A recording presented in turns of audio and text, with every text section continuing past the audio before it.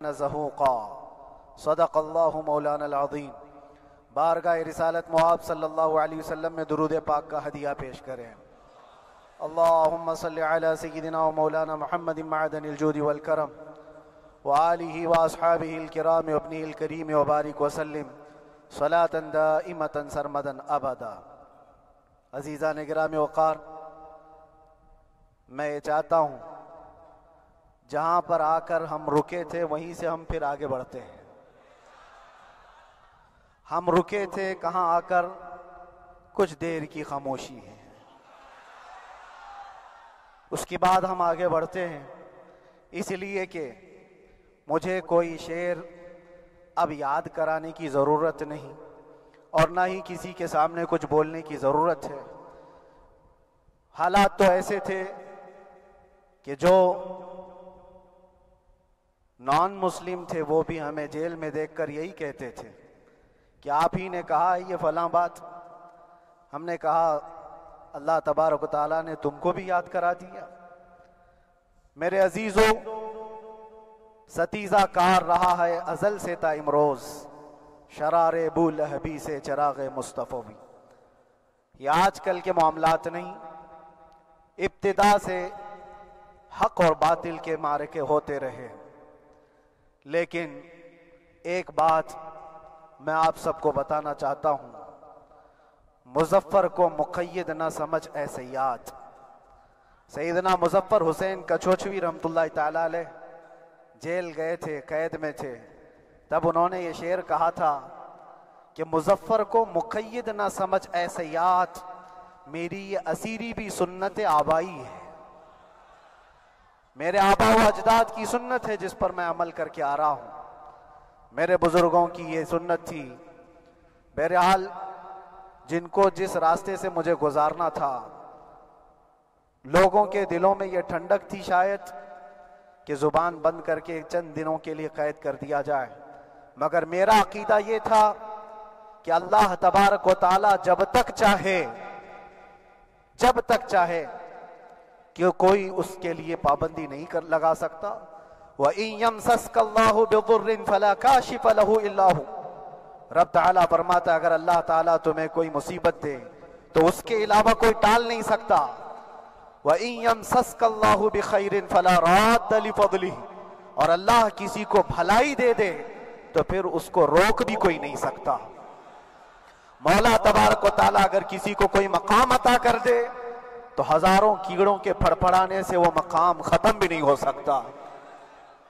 اللہ تبارک و تعالیٰ جس کو بڑھانا چاہے اس کے لیے کوئی راستہ رکاوٹ نہیں بن سکتا۔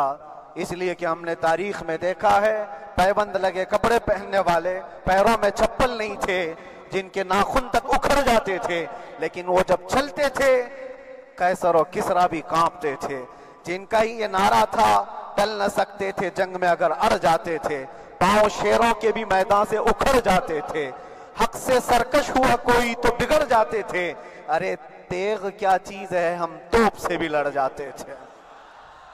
یہ وہ صحابہ کرام اور اسلاف کرام، ان کا یہ معمول تھا۔ بظاہر ان کے پاس کوئی اسباب نہیں تھے لیکن اللہ کی مدد تھی، وہ پانی کی طرح بہتے ہوئے چلے گئے، نہ چٹانوں نے ان کا راستہ روکا، نہ دریاؤں نے ان کا راستہ روکا، وہ جس طرف سے جاتے تھے اللہ تعالیٰ ان کے لیے راستے بناتا تھا۔ عزیزان گرامی وقار، کون ہے وہ جو دریائے دجلہ میں اپنے گھوڑے دوڑائے تھے؟ کون ہے وہ جو دریا میں اپنی کشتیاں ڈال کر جلا دیا تھا کہ واپس جانے کا کوئی تصور نہ ہو؟ یہ سب میرے مصطفیٰ کریم کے دیوانوں کی ہی بات تھی۔ اسی لیے آج بھی دنیا گھبراتی ہے تو شانے لوگوں سے نہیں، دیوانوں سے ہی گھبراتی ہے۔ بہت زیادہ چالاک رہنے والوں سے نہیں، دیوانوں سے دنیا گھبراتی ہے۔ اس لیے کہ دنیا کو پتہ ہے، دنیا جانتی ہے کہ دیوانہ کہاں دیکھتا ہے کسی کو پتہ نہیں، اور یہ اس دیوانے کی بات کر رہا ہوں جس کے لیے اللہ کے حبیب صلی اللہ تعالیٰ علیہ وسلم کی عزت و وقار سب سے اول ہے۔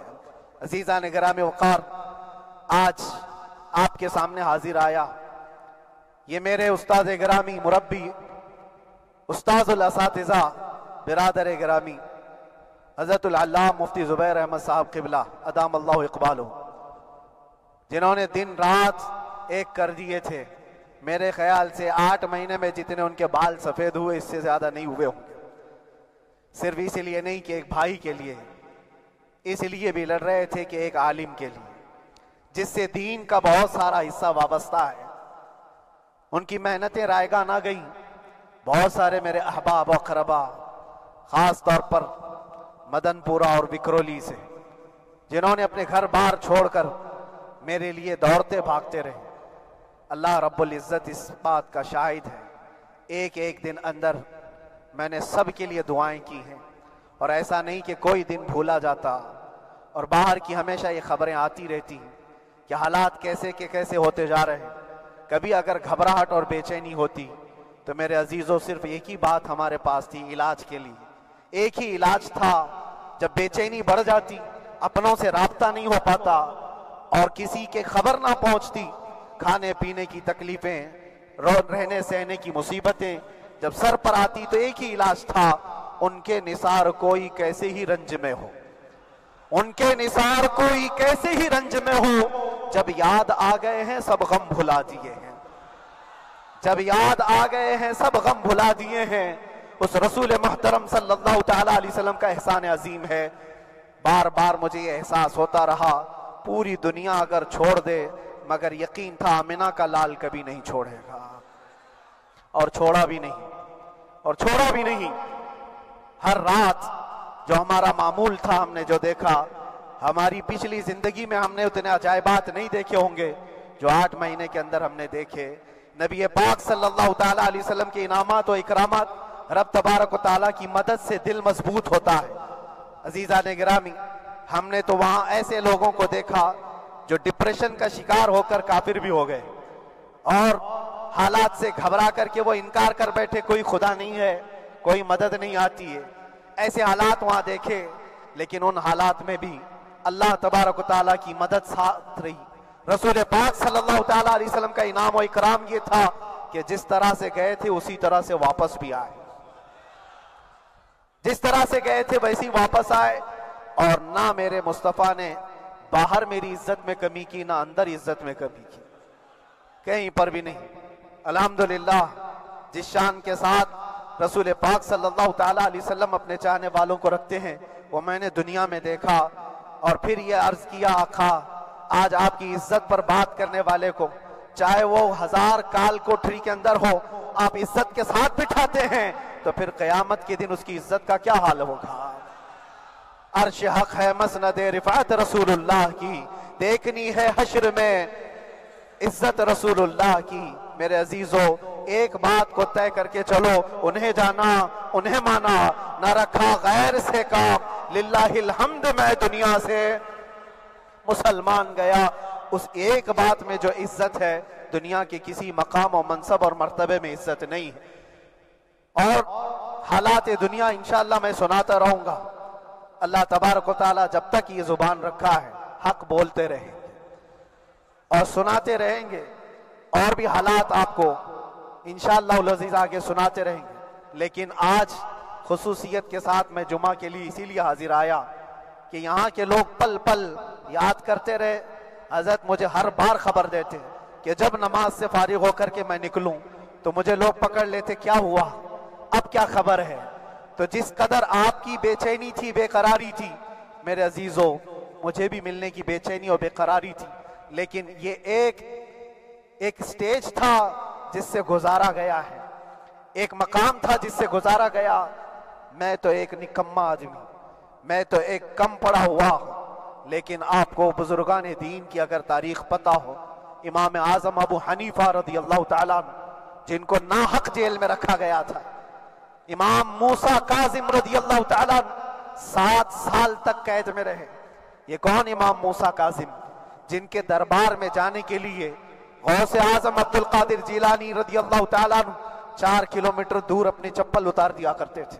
امام موسیٰ کاظم کا وہ دربار ہے جن کو باب الحوائج کہا جاتا ہے۔ اس امام کو 7 سال تک بغیر کسی قصور کے قید میں رکھا گیا، اور حد تو یہ ہے کہ اسی قید خانے میں زہر دے کر کے آپ کو مارا گیا ہے۔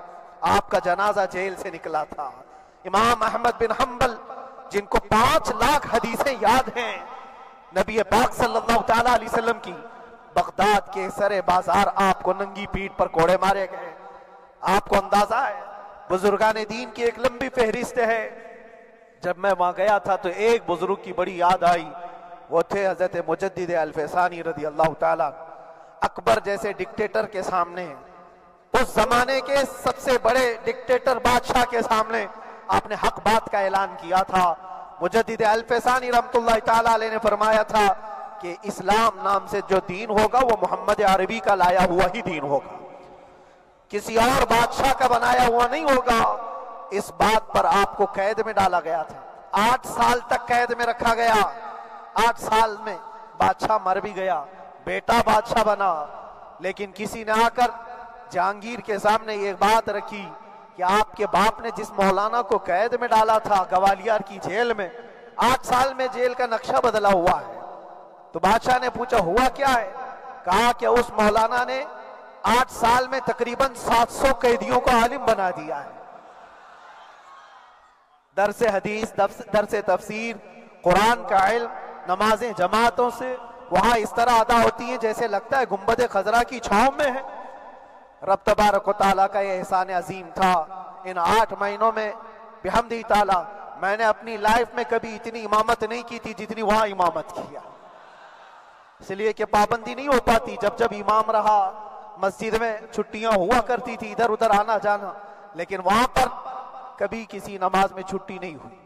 اور امامت اللہ تبارک و تعالیٰ کو جہاں لینا ہے وہاں لیتا رہے. اور مجھے اس بات کا تھوڑا قلق تھا. 24 سال سے میں تراویح سنا رہا تھا. 24 سال, 24 تراویح ہو چکی تھی. رمضان المبارک کا 24 گزر چکے تھے. 25واں سال تھا. ظالموں نے مجھے رمضان سے پہلے اندر کر دیا. بار بار یہ خواہش ہوتی تھی کہ میری تراویح چھوٹنے نہ پائے. 25ویں تراویح ہے, 25ویں محراب ہے, لیکن رب تبارک و تعالیٰ کا احسان, اندر موجود سارے مسلمانوں نے یہ مطالبہ کیا کہ ہم یہاں جماعت سے تراویح قائم کریں گے. اور اب تک لوگ الم تری کیف والی تراویح کبھی کبھار پڑھ لیا کرتے ہیں, لیکن سارے لوگوں نے مل کر کے یہ اتفاقاً کہا کہ ہم پورا قرآن آپ سے سننا چاہتے ہیں. کیسے کیسے قیدی تھے, کیسے کیسے کرائم والے تھے. میں نے کہا آج میں 1 دن پڑھاتا ہوں, 1 پارہ پڑھوں گا, آپ کو اگر لگے تو بتا دینا, بھاری پڑ جائے, کیونکہ لوگ سارے کرمنل ہیں اور کئی طرح کے جرائم کیے ہوئے لوگ. نماز دین سے کہاں زیادہ رشتہ. کہا ہو سکتا ہے یہ گھبرا کر بھاگ جائیں. 1 دن پڑھاؤں گا, اگر آپ کو لگے تو بول دینا, نہیں تو کل سے الم تری. پہلے دن تراویح پڑھائے, دوسرے دن سارے لوگوں نے کہا آپ نے 1 پارہ پڑھایا ہے, سحری تک بھی پڑھائیں گے تو انشاءاللہ کھڑے رہیں گے. یہ جو استقامت, یہ ساری چیزیں دلوں کا جمع ہونا اور ہماری طرف دلوں کو پھیر دینا بغیر اللہ کی مدد کے نہیں ہوتا. رسول پاک صلی اللہ تعالیٰ علیہ وسلم کے کرم و احسان کے بغیر نہیں ہوتا. وہ تراویح بھی پڑھتے رہے, تفسیر قرآن بھی سنتے رہے اور قرآن کی تعلیم بھی لیتے رہے. پھر مجھے اندازہ یہ ہوا کہ رب تبارک و تعالیٰ کی منشا یہ تھی کہ ہماری تراویح کی محراب کی سلور جبلی جیل کے اندر ہو جائے. مجھے اس بات کا کوئی قلق نہیں رہا کہ میری کوئی چیز چھوٹ گئی ہے. ہاں, عید, بقرعید, محرم, یہ تمام چیزیں لوگوں کی یاد تو رہتی, رشتہ دار احبا اقربا کی یاد, لیکن اللہ کی مرضی. میرا رب تبارک و تعالیٰ جو پسند کرے اس میں ہم راضی ہیں.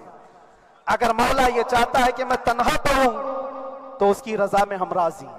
اگر وہ چاہتا ہے کہ مجمع ہزاروں میں ہم نماز ادا کریں تو اس کی مرضی پر ہم قائم ہیں. عزیزان گرامی وقار, صبر اور سکون کے ساتھ جو حالات گزرے اس میں سب سے بڑا کردار آپ سب کی دعاؤں کا ہے.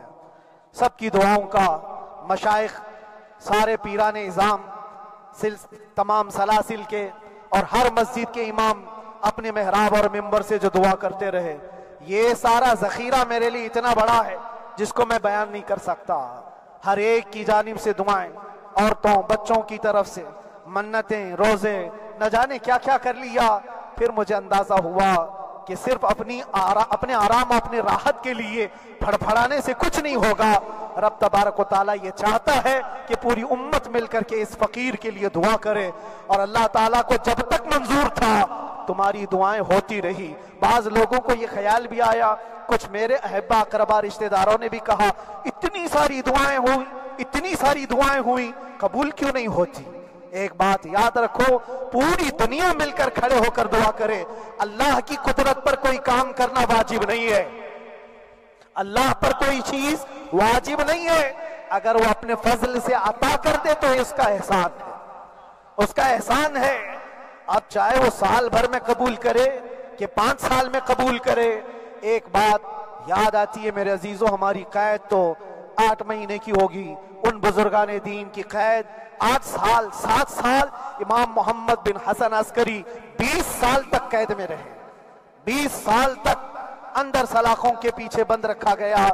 یہ اہل بیت اطہار ہیں، ائمہ اعظام ہیں، ان کی تکلیفیں دیکھ کر پھر ہماری تکلیف چھوٹی لگتی، اور پھر نبی پاک صلی اللہ تعالیٰ علیہ وسلم کی یاد آتی۔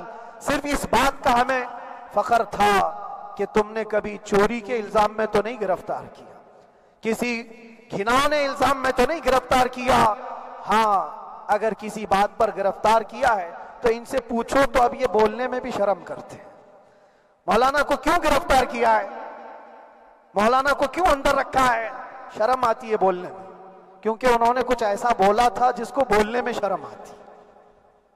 کیا بولا تھا میرے عزیزوں؟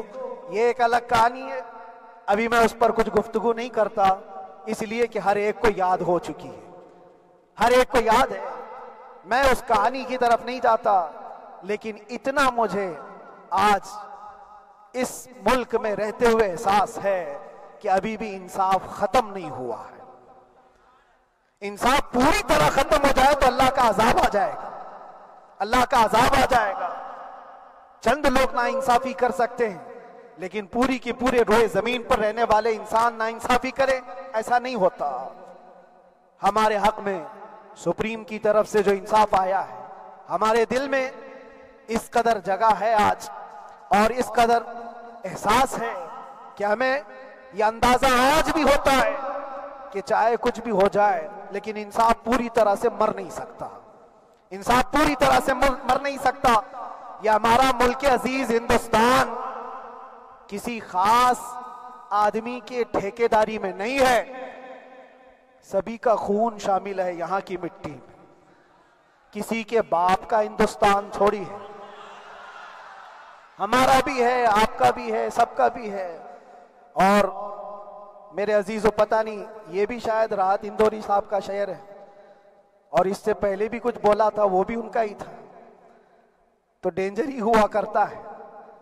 اللہ تبارک و تعالیٰ آپ سب پر فضل فرمائے، کرم فرمائے۔ جو چیز خاص طور پر بولنی ہے وہ یہ ہے، ان حالات سے آج جو گھبرائے ہوئے ہیں یہ وہ لوگ ہیں جو عیش پرست ہیں۔ میں کسی کو خاص ٹارگٹ کر کے نہیں کہنا چاہتا، لیکن بہت سارے وہ لوگ جو اثر و رسوخ رکھتے ہیں لیکن وہ آگے آنا نہیں چاہتے، دین اسلام پر حملے ہوں، حضور پاک کی عزت پر حملہ ہو، کسی کو بولنا نہیں، کیونکہ پتہ ہے دیکھو اس مولانا کو کس طرح کیے، اسی طرح دوسروں کو بھی کر دیا جائے۔ جو کمفرٹ زون میں بیٹھنے کے عادی ہو گئے وہ اپنا ایریا چھوڑ کر ہٹنا نہیں چاہتے۔ اگر میں کچھ کہوں گا حضور پاک صلی اللہ تعالیٰ علیہ وسلم کی ناموس کے لیے تو میرا عیش خطرے میں آ جائے گا، اکثر کی یہی سوچ ہے۔ میرا تو اپنا دھندا ہے، میرا بزنس ہے، میرے بیوی بچے ہیں، ہو سکتا ہے مولانا کو کسی چیز کی فکر نہیں ہوگی۔ آپ کو میں بتاؤں، آپ کو اندازہ نہیں ہمارے دل میں ہمارے بچوں کی کتنی محبت ہے۔ میرے بھی چھوٹے سے بچے ہیں، جب وہ جیل کی سلاخوں کے سامنے آ کر آنسو بہاتے تھے تو دل پر چھریاں چلتی تھی۔ وہ بچے جو ہمیشہ ہمارے سینے پر سوتے رہے، آج میں ان کو چھو بھی نہیں سکتا۔ جب وہ سلاخوں کے پیچھے کھڑے ہو کر دور سے رو کر کے چلے جاتے 15 منٹ، تو کیا ہمارے دل میں بچوں کی محبت نہیں؟ کیا ہمارے گھر بار نہیں، ہماری بہنیں، ہمارے بھائی، ہماری ماں نہیں؟ کتنے تو دن ایسے ہوئے کہ میری ماں کو دورے پڑتے رہے یاد کے لیے، تو کیا وہ ہمارے اوپر کیفیت نہیں آتی کہ ہم खामखा ये मुसीबत क्यों मोल ली है? मेरी बेटी तो झगड़ा करती इस बात को कि क्यों आप अकेले हो, बहुत सारे लोग हैं, सबका ख्याल करते हुए। लेकिन मेरे अजीजों, ये उनकी अपनी मोहब्बत है। सारा एक परिवार और उससे ज्यादा मेरे शागिर्दों की एक दुनिया है। कितने ऐसे हैं, मैं जानता हूं कि 8 महीने तक नरम ग़िज़ा नहीं खाई मेरे उन बच्चों ने। मैं जानता हूं उनका सिर्फ ये ख्याल था कि अंदर पता नहीं जेल में आप क्या खा रहे होंगे, हम यहां नरम ग़िज़ा नहीं खाएंगे, गोश्त मछली नहीं खाई। हालांकि ये कोई चीज तुम्हारे ऊपर वाजिब नहीं थी। ये हालात मैं इसलिए बता रहा हूं मेरे अजीज, किसी के वहमो गुमान में अगर ये है तो निकाल दे कि मेरे आसपास कुछ नहीं है, मैं किसी को चाहता नहीं, या मेरे साथ मोहब्बतें नहीं है। कसरत से मोहब्बत करने वाले लोग हैं मेरे पास। मेरे इन भाइयों की और मेरे बहनों की, मेरे घर वालों की मोहब्बत तो ऐसी है कि उनके घरों के बच्चों के मामलात भी बगैर मुझसे पूछे नहीं होते। अगर 8 महीने अंदर रहा तो किसी का रिश्ता नहीं, तो बातचीत भी नहीं है। रिश्ता नहीं होगा जब तक ये ना आए, सारे काम डिपेंड रहते थे। मुझे भी इन तमाम चीजों का एहसास है, लेकिन ये सब चीजें एक तरफ, मेरे मुस्तफा की इज्जत अपनी तरफ।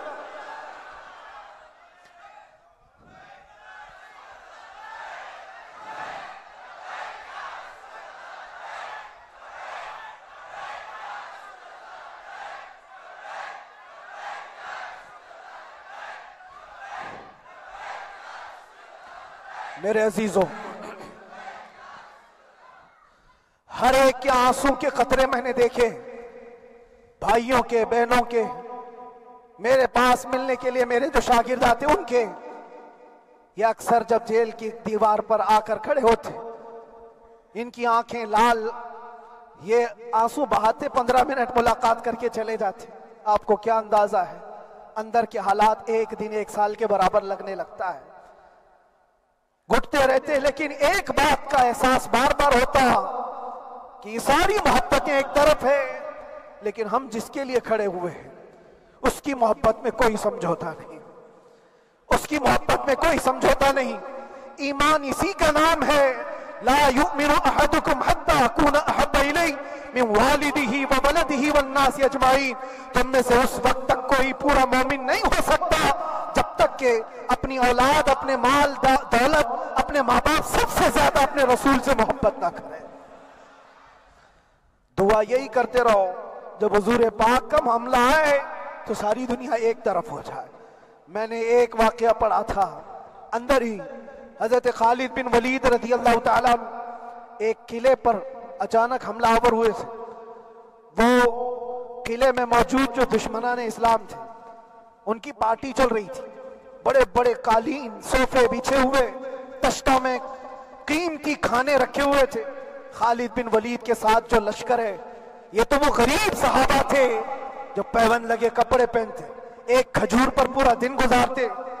जब ये उस किले पर हमलावर हुए तो दुश्मनाने इस्लाम जो थे वो मुकाबला करने की हिम्मत ना जुटा सके, भाग गए सब, सारा माल सब छोड़कर भाग गए, बगैर किसी जंग के, बगैर किसी कत्ल क़िताल के पूरा किला फतह किया खालिद बिन वलीद ने। अब सुनो, जो सहाबा थे वो माले गनीमत जमा कर रहे थे, क्योंकि ये अरब के लोग ऐसे महंगे कालीन नहीं देखे थे, ऐसे महंगे सोफे, इतनी कीमती ग़िज़ाएं उन्होंने देखी नहीं थी। सब जमा करने लगे, सब जमा करने लगे। खालिद बिन वलीद ने कहा, खबरदार, हाथ मत लगाना, सब हट जाओ। सब हट गए।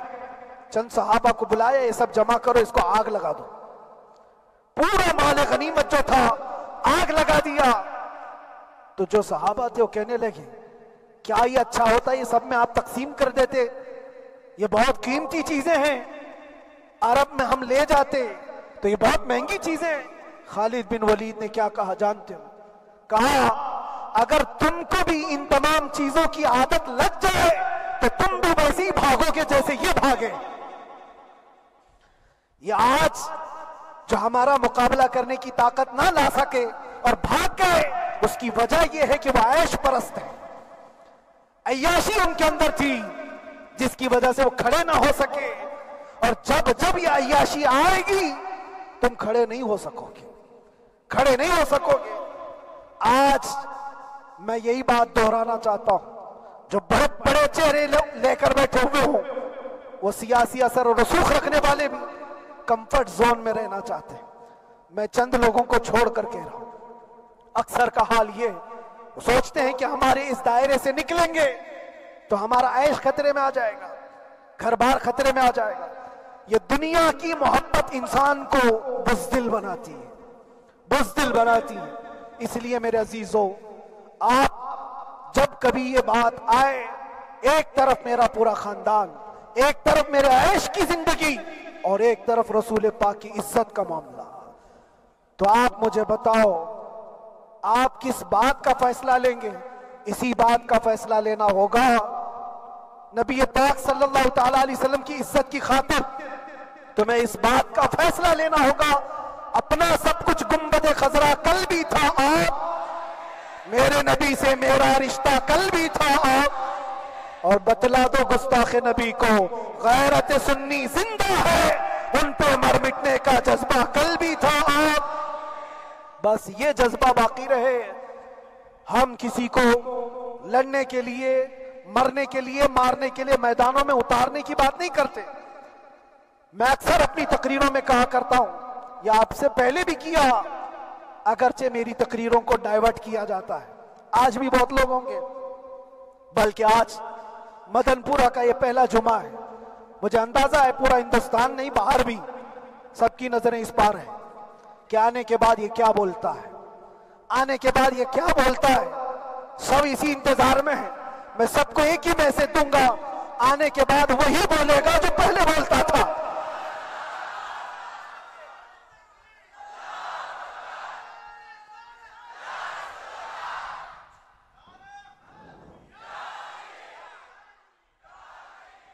अगर कुछ गलत होता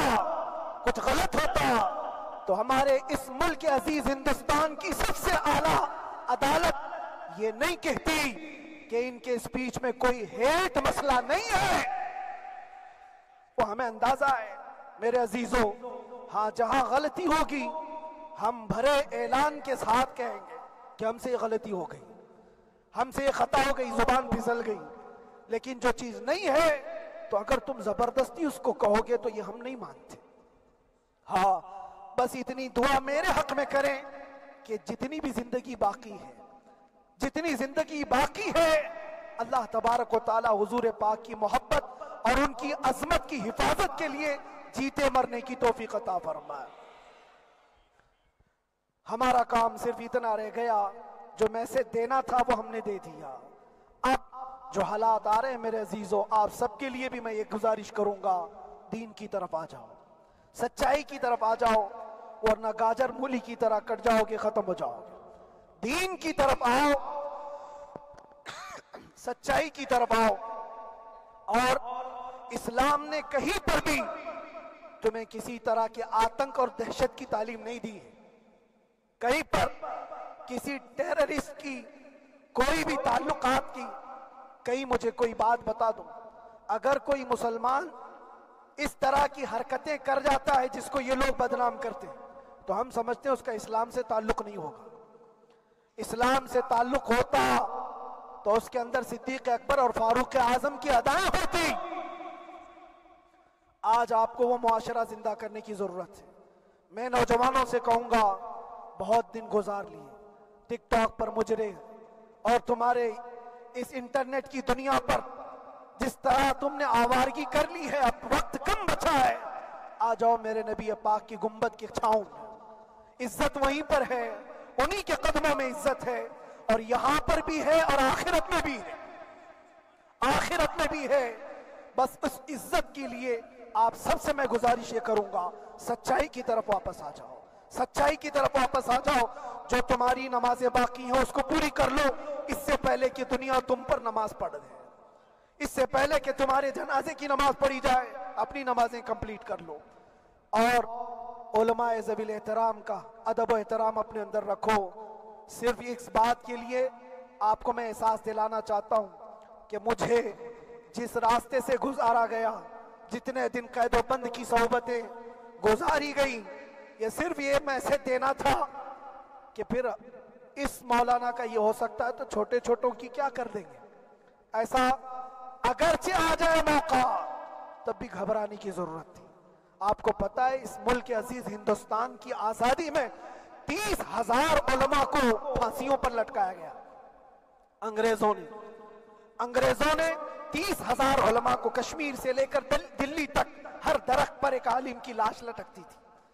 इन्होंने कुर्बानियां दी हैं, कुर्बानियां बुजुर्गान दीन के उलमाए ज़बील एहतराम की हुई हैं। यह और बात है कि इस जनरेशन ने आज हमको देखा तो इनको बहुत बड़ा लगता है। ये कोई बहुत बड़ी बात नहीं थी, बहुत बड़ी बात नहीं थी। इस प्रोसेस से बहुत सारे उलमा को गुजारा गया है। सरकार मुजाहिदे मिल्लत रहमतुल्लाह ताला अलैह इमरजेंसी के जमाने में 18 महीने तक कैद में गुजारे। 18 महीने तक इमरजेंसी, वो भी डिक्टेटर का जमाना था। उस जमाने में भी आप अंदर है, लेकिन बाहर आने के बाद ना आपके मिशन में कोई कमी आई, ना आपकी जुबान में कोई लकनत आई। अल्लाह वाले जो है वो अल्लाह की रजा की तरफ और रसूल पाक की रजा की तरफ होते हैं। हम सब भी इस मिशन को आज यहां से जिंदा करते हैं। जहां से हम छोड़े थे वहीं से आगे बढ़ते, जहां से हम छोड़े थे वहीं से हम आगे बढ़ते हैं। किसी को अगर कुछ बुरा लगता है तो वो उसके समझ का कसूर है, उसके फहम का कसूर है। हमने किसी को टारगेट करके कभी कहा नहीं, बल्कि ये तो कॉमन बात है, एक तो कॉमन कही जाने वाली बात है। फखर से अगर कोई आदमी अपने घर में कहे, क्या बात है मौलाना, आज सुबह से तुम्हारे घर में कुछ हलचल नहीं है, कुछ हलचल नहीं है। हो सकता है तुम्हारे घर में कोई ना हो, तुम अकेले बैठे हो, बीवी कहीं गई है, माँ कहीं गई है, घर में कोई बनाने वाला नहीं हो, घर में खामोशी है, तो तुम अगर उसको जवाब दे दो कि कुछ देर की खामोशी है, शाम में आ जाएगी, कुछ देर की खामोशी है, शाम में आ जाएगी, तो क्या गुनाह किया, क्या गुनाह किया? उसके हालात पर वो बोल रहा है, उसके घर में खामोशी है इसलिए बोल रहा है। हमने भी इसीलिए कहा कुछ देर की खामोशी, इसलिए कि हम जानते हैं इस्लाम वो नहीं है जो यहां दिख रहा है आज। इस्लाम तो वो था जो सिद्दीक अकबर के जमाने का था, इस्लाम तो वो था जो फारूक आजम का था, इस्लाम तो वो था जो उस्मान गनी और हैदर कर्रार का था। तो वो जो हलचल थी वो खामोश है, सलाहुद्दीन अय्यूबी का दौर था, वो इस्लाम की हलचल थी। तो मेरा घर आज खामोश है, इसलिए तो मैं पुकार करके रहा हूं कुछ देर की खामोशी है। और हमें अपने रब से यकीन है